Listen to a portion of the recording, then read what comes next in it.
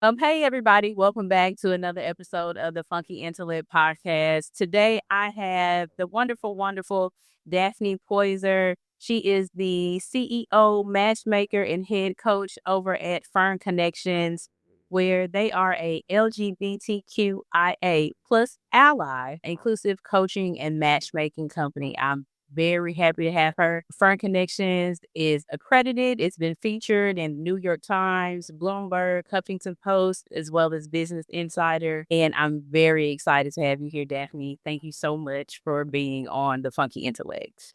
And thank you for inviting me. I appreciate. Yeah, absolutely. In the space that I'm in now, just talking to friends about partnership and finding your person, if that's even a thing nowadays, it's just the consistent conversation around that. And I remember finding Fern Connections. I feel like I was just kind of thinking there has to be a better way to connect and meet with people. And I remember finding Fern Connections and talking to you, and you were so gracious and kind of took your time to explain exactly what matchmaking was and exactly how it can be done, right? I feel like sometimes it seems out of reach for people once they figure out exactly what's available to them. And so I wanted to have you on to kind of dispel some misconceptions about it and talk about heck, even the difference between matchmaking, your coaching, as well as dating apps. So, let's kind of, tell the people what they want to know. I feel like we're all kind of like, well, how do I find where are they? So let's just give them some background. Tell me briefly kind of how did you get into matchmaking? I wanted to leave corporate America in 2020, right? So it was like I'm done. I don't want to do this anymore. So it was also right around the time of the pandemic, and then we didn't know there was going to be a pandemic, right? But it all kind of came about at the same time. So I started learning about modern day matchmaking, and I thought, wow, I think I could do that myself, right? And at the same time, because I was single, I had hired a matchmaker, myself for myself, because I was like, I don't know where to start. I don't know what to do, right? So I'm gonna let someone help me. Yeah. And so after like going around and around with them and having a really bad experience, I thought, you know what, I'll just open up my own matchmaking company, right? And then after like talking to and family members and friends, I was like, you know what? As a Black woman, it's already a struggle. Add, add on to that, being in the South, and then like, okay, I have tons of family and friends that are part of the LGBTQ plus community. And I thought, why not just help all the people I know, right? The people that I know really well. And that's how Fern Connections came about. Okay, I love that. All the time, things are built out of necessity. Sometimes you say, you know what, forget it. I do it myself. Right, I exactly. I absolutely love that. I've seen you kind of progress over the years and it's through the moon and I'm really excited for you. So your inspiration came from kind of you being single and being like, so where is everybody? And also, I'm not gonna say terrible service for that other matchmaking company, but just not an ease in the process, would you say? No, we can say it's terrible service. It was terrible service, and part of it, I think, was the pandemic, right?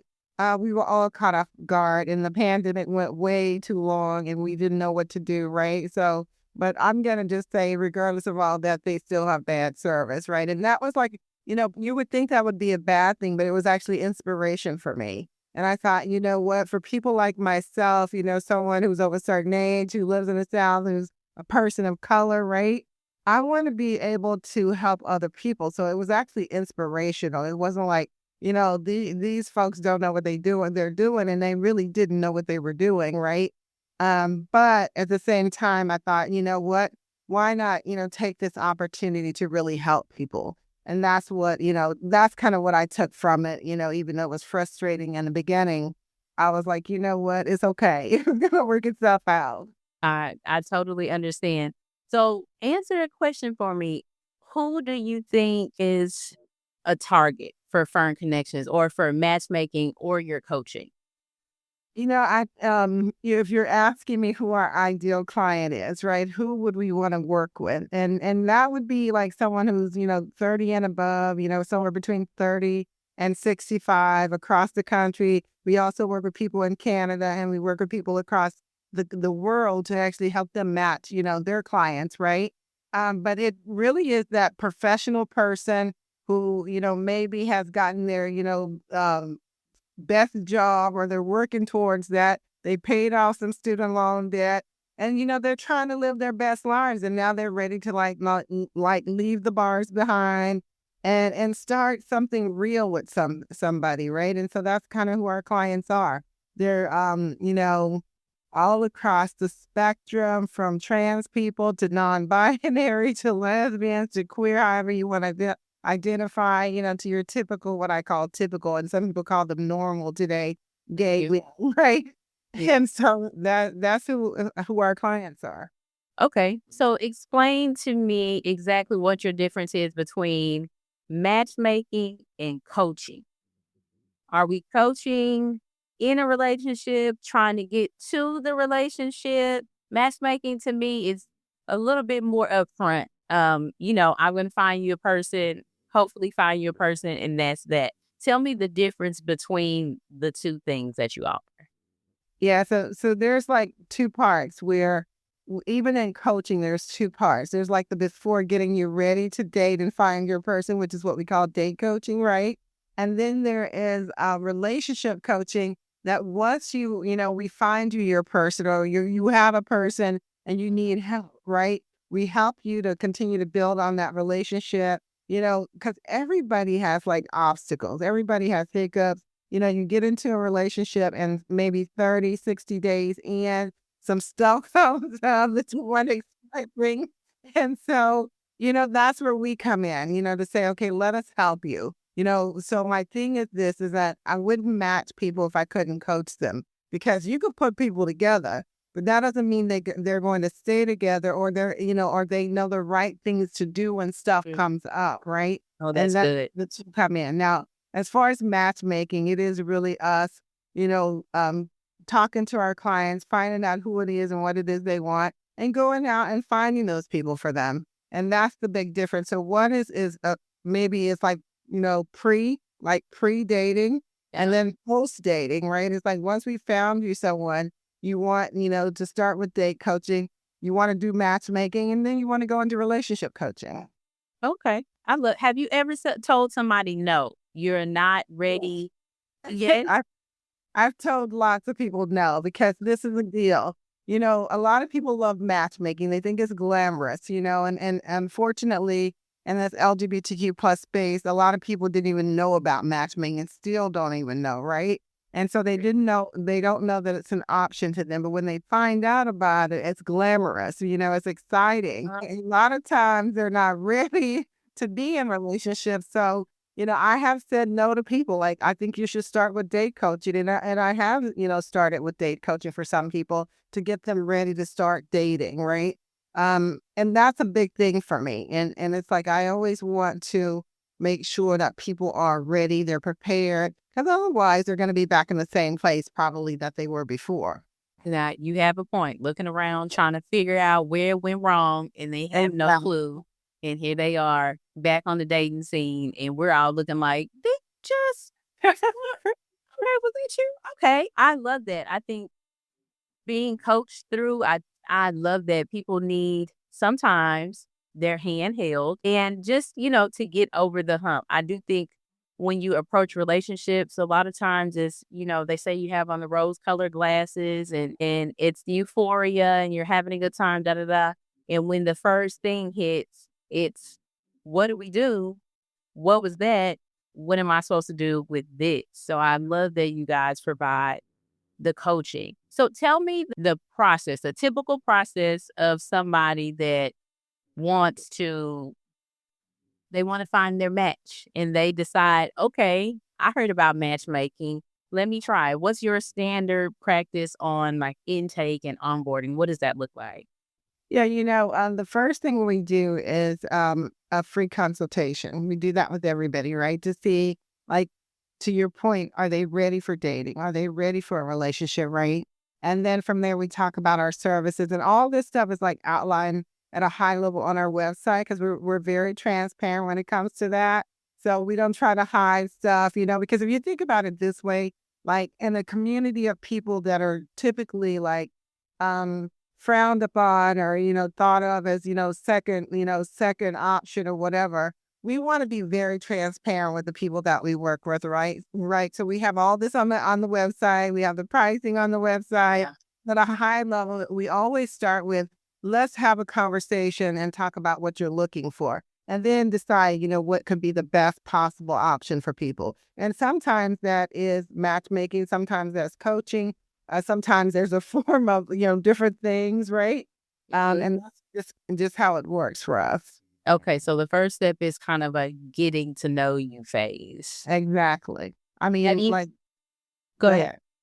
Yeah, I want to know, I want people to ask me questions. I want people to know. I want you, because everybody is interested in something, right? And so it's like, one of the questions I always ask people, so why did you want to talk to me, right? Why did you want to come in, what did you want to know about? What did you want to learn about, right?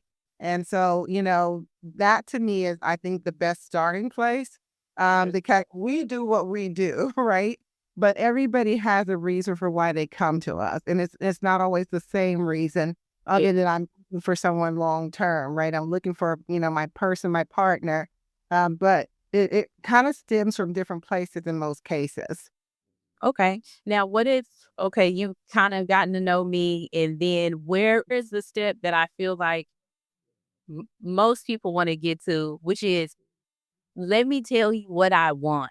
Let me tell you my ideal guy, my ideal girl. What do you say in those aspects? Do you tell them to keep themselves open, or is it helpful to niche down? So my opinion, and it's not a legit opinion on matchmaking at all. Let me go on record and say that in the community, the LGBTQIA community, everybody's kind of like on a spectrum of something. And I can only speak for the lesbian side, but I think, one, in general, people just romanticize who they want, what they look like, what they bring to the table. And then when you start getting down to the nitty gritty of it, of tall, short, finance, whatever it is, sometimes it doesn't mesh well with the actual person or what they're looking for. So how do you approach the idea of, tell me exactly what or who you're looking for? Yeah. Once people decide that they want to work with us and we want to work with them, right? We, I do this personal interview, and depending on what option you choose with us, we have like two routes you can go in, but it kind of leads to us asking lots of questions, right? To get to know people. And that's what and to your point, and it's not always about like the physical, right? Like how you look. For us, it starts with internal. Let me find you someone who's a great person first, who's kind and thoughtful, caring and loving, that kind of person. And then let's talk about the aesthetics, right? Because what happens is, to your point, a lot of times people do romanticize, right?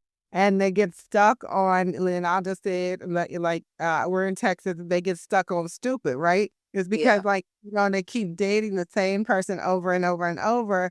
Now this person may look a little bit different, but basically they're still the same type of person, right? And so it's like they can't move past that. And that's where we come in. It's like, we're not just going to help you find a person. We're also going to help you to make sure that you're finding the right person for you, right? And to be honest with you, a lot of people are just so visual, right? And as soon as they find someone who's interested in them, like, oh, this person liked me back. That's it. That's all they see. All it takes is that they like me back. And then you start getting to know them. And as you get to know them, you realize they're not the person for you. Okay. Do people get hung up on that? Like, if you tell them, "Hey, I know you like this, but no," like if you smack my hand and say, "No, Joy, go the other way." Do you get a lot of pushback with that when you're coaching or trying to match folks? The thing is that people come now. We're very open about like how our process works, right? We're not just going to find you the best looking person. We're going to find you the best person for you. Now, hopefully that person you're very much attracted to, but they're still going to have other qualities that you're interested in, right? That help you to build a long-term relationship. Now, sometimes people they're like delusional in themselves, right? Is the fact that they say they wanted something different. They say they want to do this or that. And then they keep reverting back to the same old things, right? And so that's where those type of folks are not great for matchmaking because they're not trying to really find the right person for them. They're trying to find the person who maybe has the most chemistry or that they're the most attracted to. And those are not always the right people for them, right? You should shout that to the back of the room. Let's say it loud for the people in the back, right?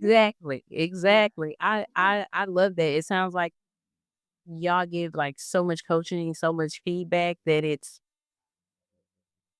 don't know, it's a concierge service, I feel like. It's a very concierge service. Are there any misconceptions about matchmaking or the process that you've come across? I think a lot of times, I've heard people say matchmaking, people do that, or that sounds like an arranged marriage, or just all types of things. Are there any misconceptions about the field or the process that you come across often? I think the biggest thing is that people think it costs too much money, right? It's too expensive and they can't afford it, right?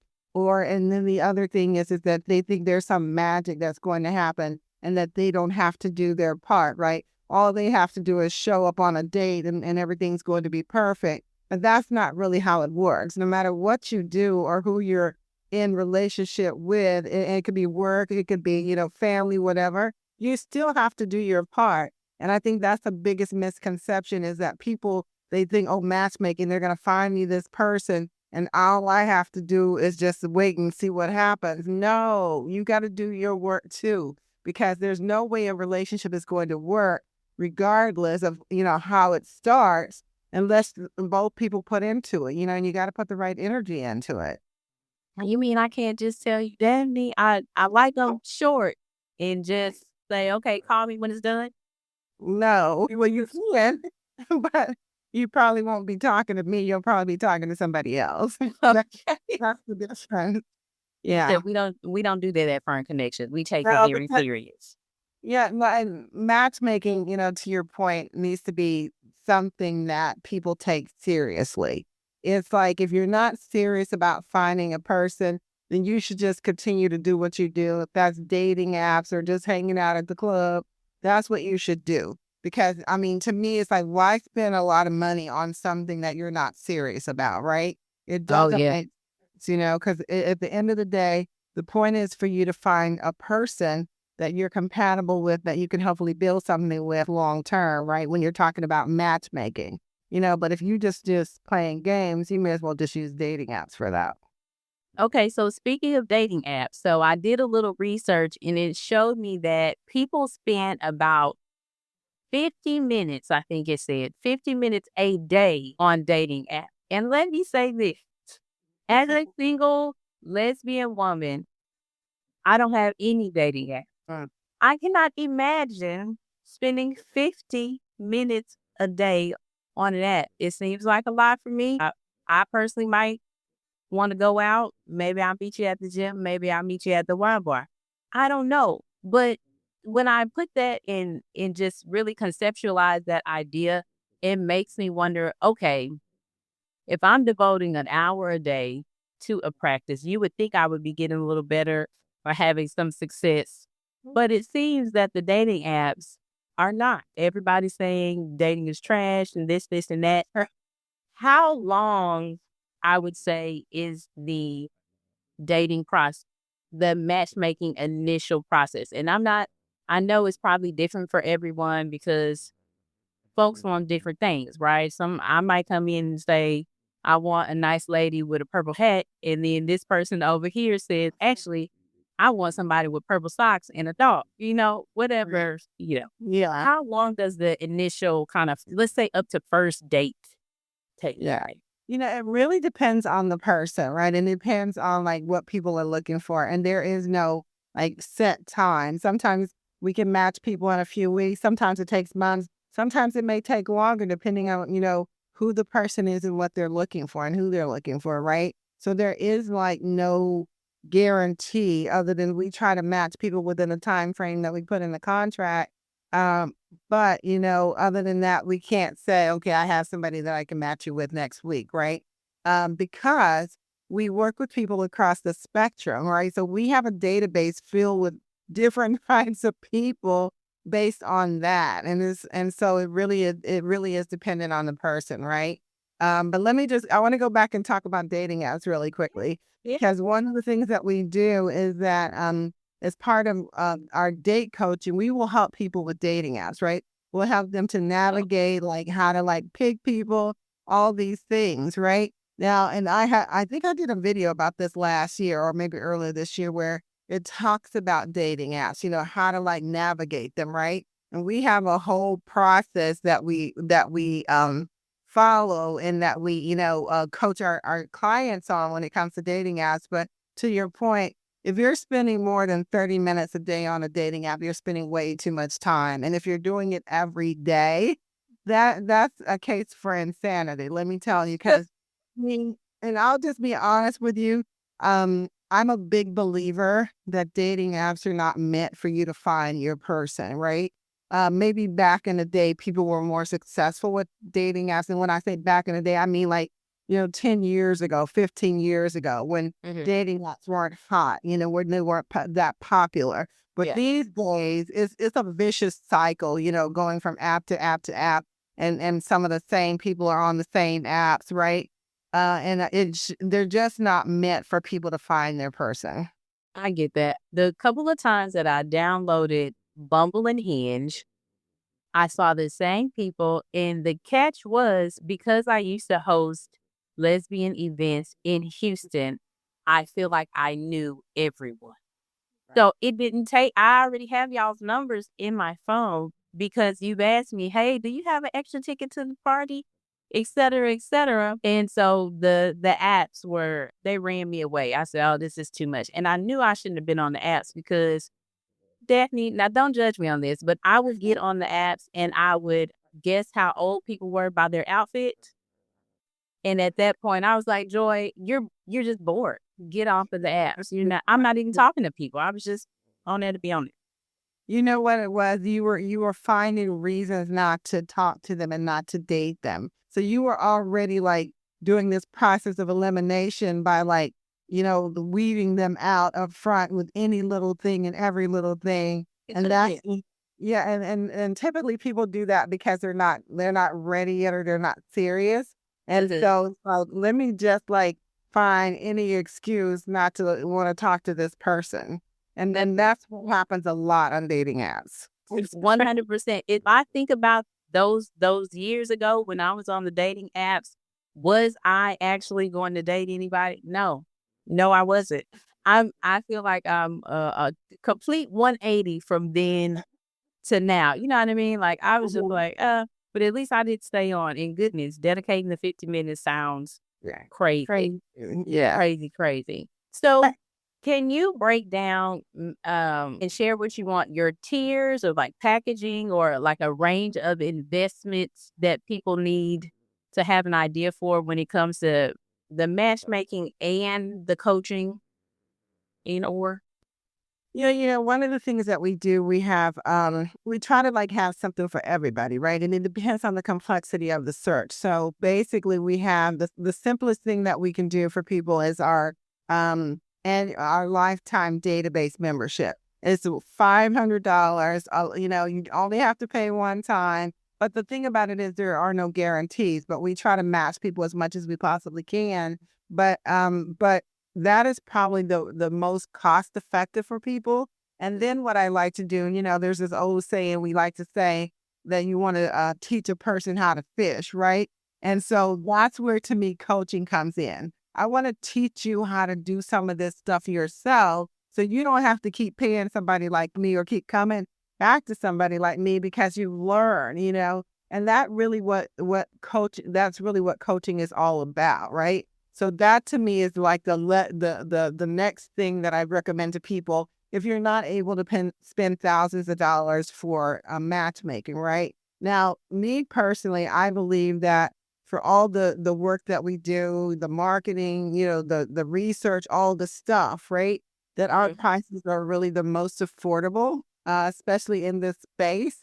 We've done the research, we've talked to some people, and so we try to keep our pricing like reasonable and affordable for the community because I want to be as inclusive as possible. Does that mean everybody can afford it? Of course not, right?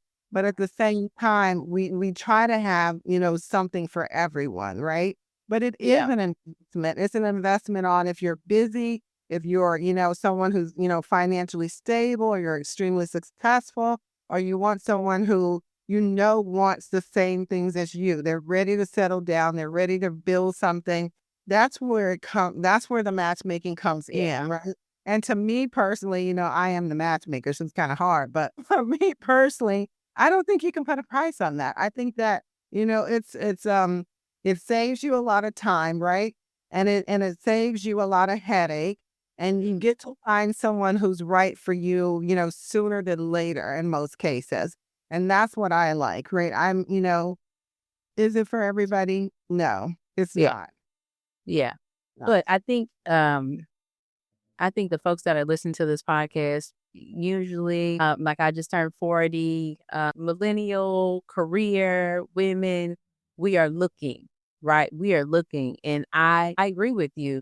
It is an investment, but at the end of the day, every relationship, if it's a good one, in my opinion, is a relationship. So no matter if we're friends and I'm asking how your mom and Neil, what's going on, you're going to have to invest in a relationship in some type of way. And I love the idea that you can start at 500, you can decide where you want to be, what you want to do, if you want to add another service, but at least it puts you in the pool of people that are ready, right? Because it's something to say if I go to a bar, right, and everybody's just kind of casually looking. It's another thing to say, hey, we all paid $500 to be in this bar. Very good point. To understand that we're looking for the same thing. So I think that mentality of just understanding the quality of person and that mindset, if you're really ready to settle down, I think that's perfect. I will always be an advocate of Fern Connections. Like, Right. I tagged you in something the other day, like, like, Let me say this too, because to me, one of the things that we do, and I don't know that every matchmaking firm does this, but we do background checks on everybody that we work with, right? So even if you pay $500, we're doing a background check on you so that we can make sure that we have quality people, right? And that's what it's all about, right? And one of the things, and you kind of alluded to it before, I did a feature in Business Insider earlier this year, right? And we were talking about this very thing of like paywalls, right? And even for me, if you're going to be on a dating app, you should pay for that dating app, right? Because what happens is that you are behind the paywall getting better quality matches, even if you don't believe it. But I'm telling you, it happens, right? And then people don't like that because, dating apps are promoting free, free, free, free, free. But you and I both know ain't nothing for free, ain't nothing really good for free, right? That's right. So you get what you pay for. So even if you're going to be on a dating app, I recommend all my clients, if you're going to be on paid for services, preferences, because you're going to get better quality matches. Okay, y'all, you heard it here. I agree with that though. It's such a difference. You got some skin in the game, at least, So I'm totally with that. Okay, so I got a couple of questions for you. Just, little advice for any of the listeners, right? So we're just kind of talking about dating in general. And I want you to give maybe what's one of your most memorable matches, and depending on the match, what would you suggest? Something that's uh like a pottery class or something where you can talk. You hear people all the time say, don't do dinner and a movie or something like that because you're spending most of your time watching a movie. Right. What do you think would be the best type of first date? Obviously, considering the two matches, of course.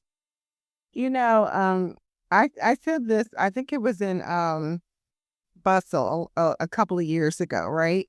And I still believe this. I think that, a walk and a talk is one of the best dates. It's cost effective, right? Because you ain't spending a whole lot of money. That's And right. if you want to dip in and get some ice cream or whatever while you walk, or a drink, you know what I mean? Some coffee, you can do Mhm. that. But that is like one of the best ways to be intentional and talking to someone and getting to know them, right?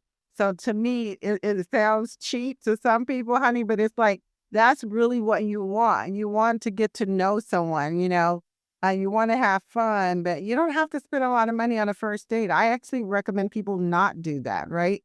Don't spend all your money because you don't even know this person, but you do want to get to know them. So to me, that's one of the best dates, right? And then I love activity dates always, right? So to me, either you go out and do some mini golf, or I used to talk about axe throwing because I used to do that all the time. It's one of my Okay. favorites.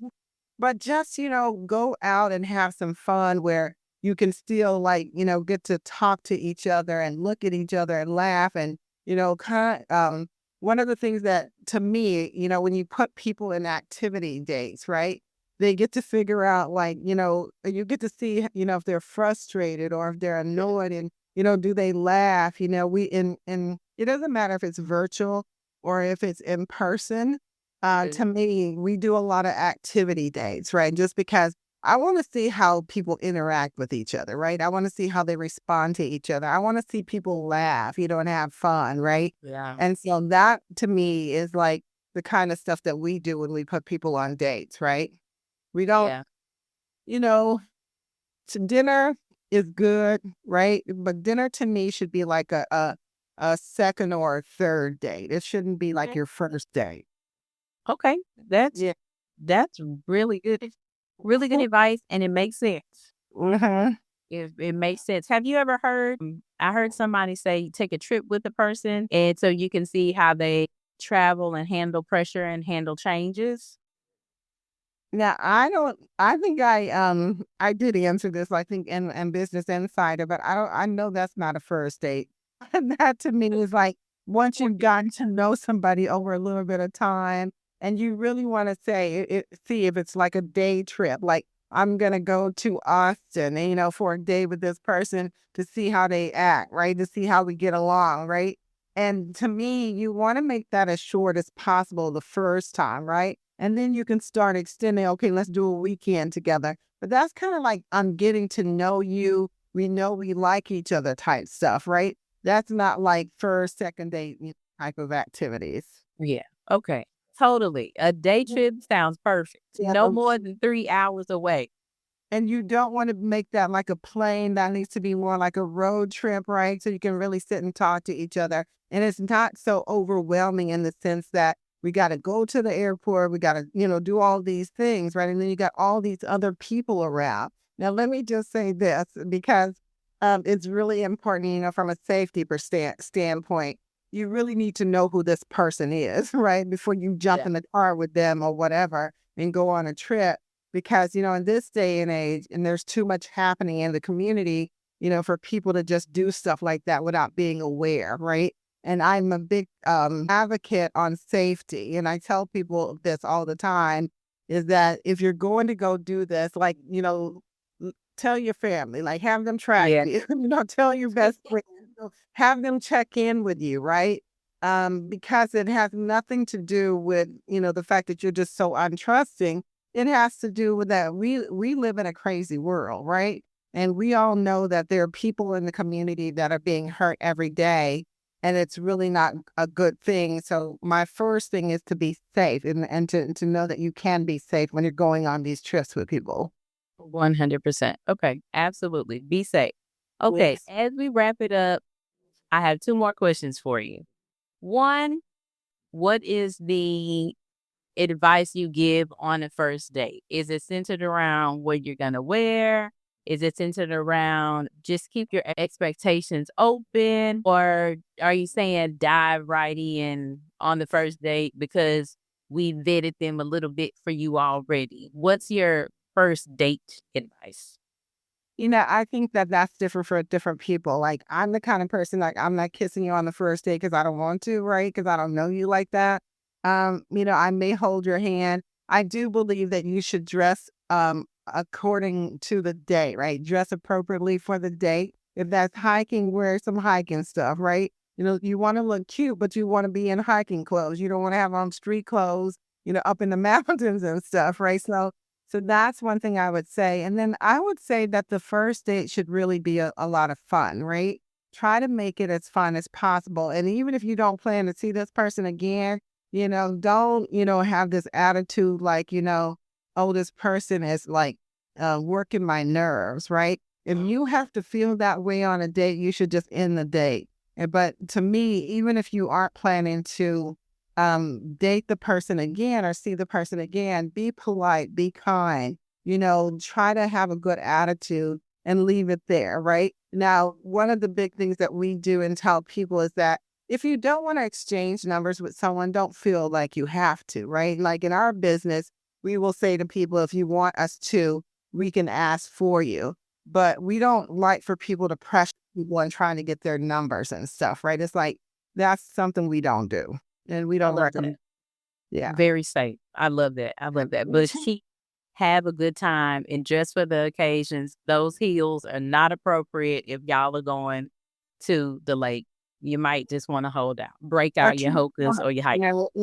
It looks cute. It may look cute, but it's not appropriate for the kind of date. So it's like, so yes, always dress cute, but be, dress for the date itself. Okay. And my last question for you, is there hope for people when it comes to dating?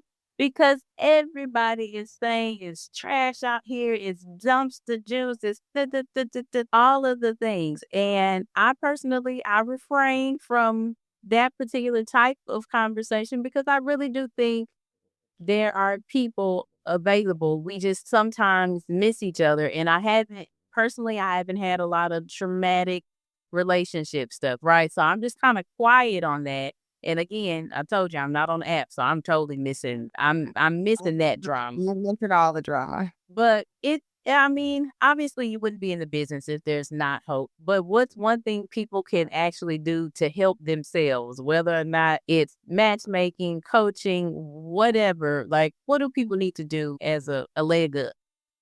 Yeah, let me just step on some toes really quickly because I'm a big firm believer in love. So I believe that there is love for people, right? There's love out there. But I also believe that we don't know how to date, right? And we don't know we don't even know who we are so that we can be the person we want to be with somebody else, right? So I'm going to step on some toes and say that a lot of times we need to look within, and quit blaming everybody and all the things, right? Because it's always somebody else. It's always this is not work. Sometimes it's about us that we need to do some work, right? Before we're really ready. And a lot of times what people do is they go from person to person to person and they never give themselves enough time to heal. They never give themselves time to be by themselves, right? And that to me is the biggest problem. So when you say there's a lot of singles out there, yes, there's a whole bunch of singles. I mean, you can't even imagine the number. I can't even remember. I think it was like 36 million, right? Yeah. Single, like today. It's some crazy number. But I do believe it's because that people, we never want to believe that it's us, right? And sometimes it is us. And then the other thing is, you said it before, is people want to romanticize, who their partner is, what love looks like, right?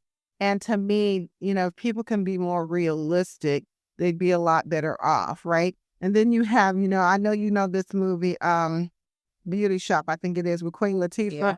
Uh-huh. When she said something like people want to be a Mercedes when they should be a Pinto. I'm just saying, and sometimes people, they expect so much, but they're not there yet themselves, right? But yet they want to, they want a Mercedes, but they just a Hyundai. You know what I'm saying? They got to take it slow. Yeah. They gotta do some work on themselves, right? Before they can be, Mercedes ready. And that's all I'm saying. And people a lot of times don't like that. They just want to keep blaming, the system, society, the community, is dating trash? I don't know if it's trash, but I do think that what we do with dating, because we don't know how to really date, which is where we come in to help people, is what makes it trash. Okay. I 100% agree, hands down. Thank you so much for being on the show. Tell people where they can find you. Obviously, I'm going to tag you and go crazy and rave about this. But I do think that you've given some folks some hope. So tell them where they can find Fern Connections and get hooked up. Yeah, I mean, you can find us we hang out on Instagram all the time. So it's at Fern Connections, and then you can find us at fernconnections.com. But I just want to say something, to give people hope. I was single for 5 years, right? And now I'm not single. So I use my own processes, my own methods to find my person. And I'm going to be in a long-term relationship in 2 years. We did a commitment ceremony earlier this year. Oh, congratulations. Thank you. So there is hope for people. You just got to know like what you're doing, and maybe sometimes invest in yourself so that you can find the person you're looking for. I love that. Thank you so much, Daphney. You're welcome. Thank you.